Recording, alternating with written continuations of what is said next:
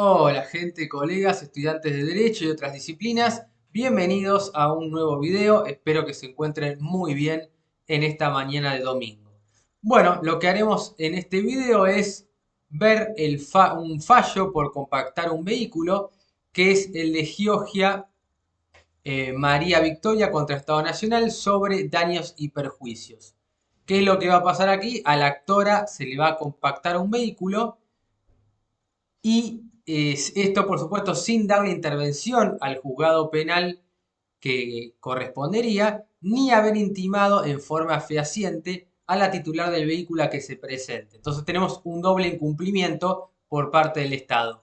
Primero porque no le da intervención al juzgado penal, por lo tanto, de esa manera estaría vulnerando la defensa en juicio, se estaría anticipando y tomando atribuciones que no le corresponden.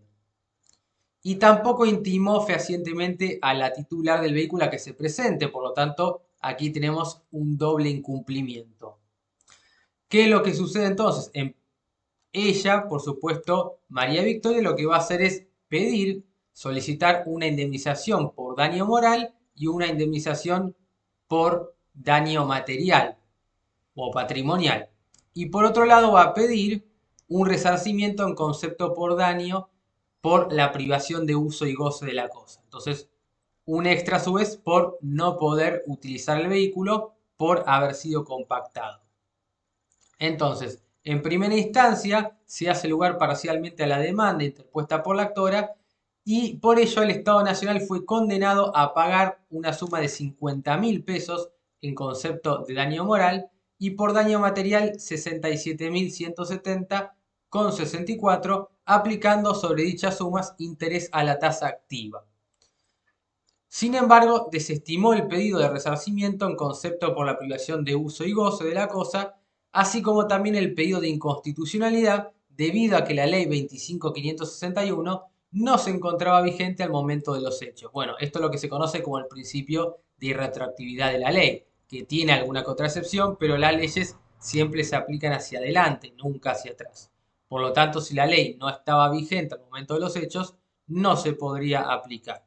El monto a abonar debía seguir los parámetros establecidos por el artículo 22 de la ley 23.982. Impone las costas al Estado por resultar perdedor en el litigio. Entiende la jueza de primera instancia que se aplica al caso la ley 20.185 y el decreto 993 del 2008 y que establece estos parámetros. Para destruir o compactar un vehículo se tiene que dar tres situaciones que están previstas en la ley, es decir, enumeración taxativa quiere decir que solamente esos supuestos y no se va a admitir otro que no esté expresamente contemplado. Son tres. Primero, que no corresponda su entrega a quien tiene los derechos sobre ello, supuesto o situación que no se daría. Que el titular del bien sea desconocido, supuesto que tampoco se daría, pero es el supuesto en el cual se quiere agarrar la demandada, y que el titular del bien debidamente citado no acudiese a hacerlo. Bueno, este supuesto tampoco se da porque vimos antes que no había sido intimado en forma fehaciente a que se presente. Entonces, claramente el A y el C no se dan, la discusión estaría en el B. La titularidad registral de la actora se encontraba debidamente acreditada y por ese motivo quedaba firme uno de los impedimentos para aplicar la disposición estipulada en el artículo 10 ter de la ley 2785. Bueno, en ese caso también se aplicaría el C porque sí quedó claro que no había sido debidamente citada. Entonces, para la jueza de primera instancia, que el titular de bien sea desconocido, no ocurre esto. Las autoridades encargadas de la custodia no habían actuado de buena fe, es decir, con cuidado y previsión, con la diligencia debida y esperada de un buen ciudadano de derecho, ya que no habían puesto en conocimiento al juzgado interviniente en el secuestro del vehículo. Entonces, al no cumplir con esta obligación para poder darle intervención al juzgado penal, claramente hay un incumplimiento. Y por lo tanto, tendríamos aquí una responsabilidad por parte del Estado, entiendo yo al menos, como también lo hizo la jueza de primera instancia. Se aplica, entiende la jueza de primera instancia, el artículo 1112 del Código Civil porque era el que se encontraba vigente al momento de los hechos. Esto que estamos hablando del principio de retroactividad, como al momento de los hechos no se había sancionado el Código Civil y Comercial de la Nación, se tiene que aplicar el Código Civil. Bueno, en cuanto a los agravios, entonces, ¿de qué se queja la demandada? La demandada dice, en primer lugar, no se puede acreditar la titularidad registrada de la actora sobre el vehículo. Entonces dice, no es cierto que la titularidad registrada de la actora se encuentre acreditada, como dice la jueza. No es así.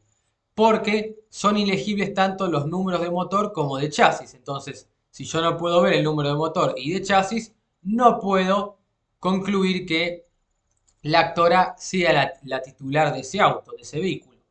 Y en segundo lugar, desprendiéndose de esto, obviamente, resultaba aplicable al caso el artículo 10 ter de la ley 2785, porque justamente se trataba de un titular que era desconocido o que no podía ser conocido o acreditarse, que prevé la hipótesis para la aplicación y ejecución del Programa Nacional de Compactación y sostiene, al haber transcurrido un plazo de 6 meses desde que se produjo el secuestro del automotor, la autoridad de aplicación, que en este caso era la Dirección de Fiscalización de Desarmaderos y Autopartes, tiene la potestad, es decir, la facultad y la obligación o el deber jurídico para disponer y gestionar la compactación como chatarra del vehículo de que se trate. Entonces, ha pasado este plazo y la autoridad de aplicación puede tranquilamente disponer y resolver la compactación del vehículo sin necesidad entonces de ponerle o anoticiar al juzgado.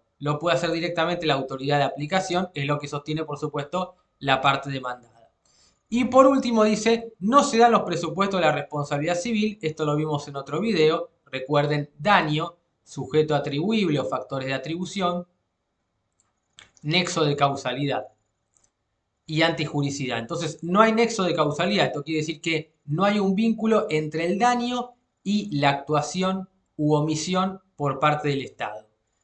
Entonces la demandada dice, no existe comportamiento ilegítimo por parte del Estado, entonces no hay responsabilidad por actividad ilegítima del Estado. Esto véanlo en la ley de responsabilidad del Estado que tienen en el canal también, la ley 20.944.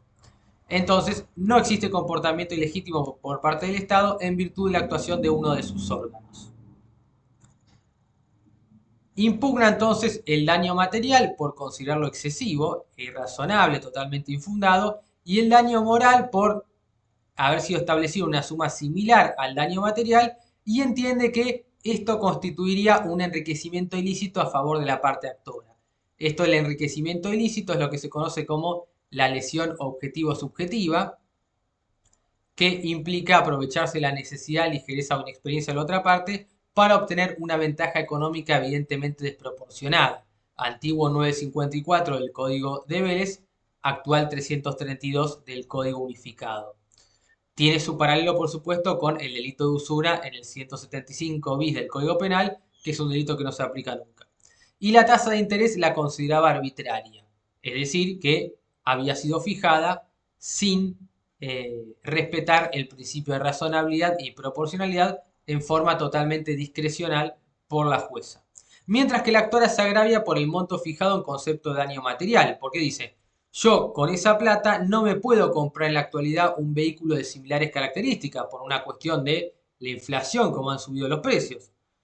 Por otro lado, también hace una interpretación de la reparación integral, esto de la reparación plena o integral, tiene que justamente tener en cuenta todos los rubros, pérdida de chance, lucro cesante, daño moral, daño patrimonial, entonces tiene que justamente englobar todos estos conceptos y en este punto se diferencia, por ejemplo, del sistema de tarifado de la ley de riesgo de trabajo, entonces que no tiene una reparación plena o integral como el derecho civil. Y lo que dice es que la medida de reparación se tiene que corresponder con la entidad del daño causado. Entonces, la plata que me den tiene que ser razonable al daño que me produjeron. Y si el vehículo aumentó considerablemente el precio, me tienen que dar más dinero porque si no, yo no lo puedo comprar. Si yo no lo puedo comprar, me están afectando mi derecho de propiedad, de cierta forma. La Cámara entiende que el Estado Nacional es responsable por la compactación del vehículo, pero que el daño material tiene que estimarse en la suma de 18.000 pesos. Entonces, recordemos que En primera instancia, la jueza había dicho que el daño material tenía que estimarse en 67.000 pesos. Y para la Cámara, el daño material corresponde que se estime en la suma de 18.000 pesos. Entonces, daño material, como les decía, 18.000 pesos. En cuanto al el daño moral, toma de la instancia anterior. Entonces, están bien los 50.000 pesos, pero resultan excesivos los 67, entonces fija 18.000.